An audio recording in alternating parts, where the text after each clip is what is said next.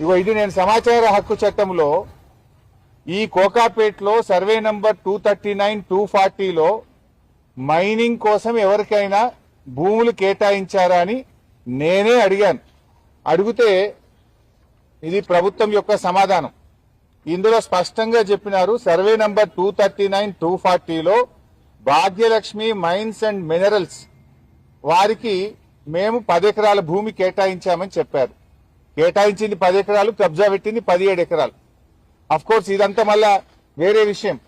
ORR కు 1 kilometre దూరంలో క్రషర్లు పెట్టకూడదని, ఎలాంటి మైనింగ్ యాక్టివిటీ చేయకూడదని గతంలోనే HMDA ఉత్తర్వులు ఇచ్చింది. ఇది ORR కు కిలోమీటర్ లోపలే ఉన్న నీ అల్లుడికి అప్పచెప్పినవు. ఇది నువ్వు ఈ భాగ్యలక్ష్మి మైన్స్ అండ్ మినరల్స్ వెనుక ఎవరున్నారు? దీని వెనుక నీ అల్లుడి మనుషులు దీని వెనుక ఉన్నారు. దీని వెనుక దీపక్ రెడ్డి, కౌశిక్ రెడ్డి, నీ మేనల్లుడు రమేష్ రెడ్డి అనుచరులు ఈ క్రషర్ వెనుక ఉన్నారు.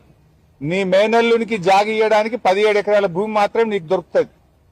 కానీ శారదాపీఠం ప్రజలకు ఇలా హిందూ ధర్మాన్ని ప్రచారం చేసేటువంటి శారదాపీఠం, భక్తులకు వేదికగా ఉన్న ఈ శారదాపీఠమే నీకు కనబడ్డదా కూల్చడానికి?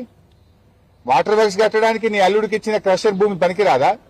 నీ అల్లుడి అనుయాయులకు 17 ఎకరాల భూమి ఇస్తావు, క్రషర్లు పెడతావు. ఈ పక్కన బిల్డర్లందరూ నా అల్లుని దగ్గరనే కంకర కొనాలంటావు, నా అల్లుడి దగ్గర కొంటేనే మీకు అనుమతులు ఇస్తా అంటావు. అల్లుడికి ఇవ్వడానికి 17 ఎకరాలు దొరికింది, కానీ శారదాపీఠం 2 ఎకరాలు మాత్రం కూల్చేయడమేనా నీ పని? ఆడియచ్చు కదా 17 ఎకరాల్లో ఈ 2 ఎకరాలు ఎవరొద్దంటున్నారు? శారదాపీఠం 2 ఎకరాలే లాక్కోవాలనా? పీఠాన్ని కూల్చాలి, దేవాలయం కూల్చడమేనా నీ ధర్మం?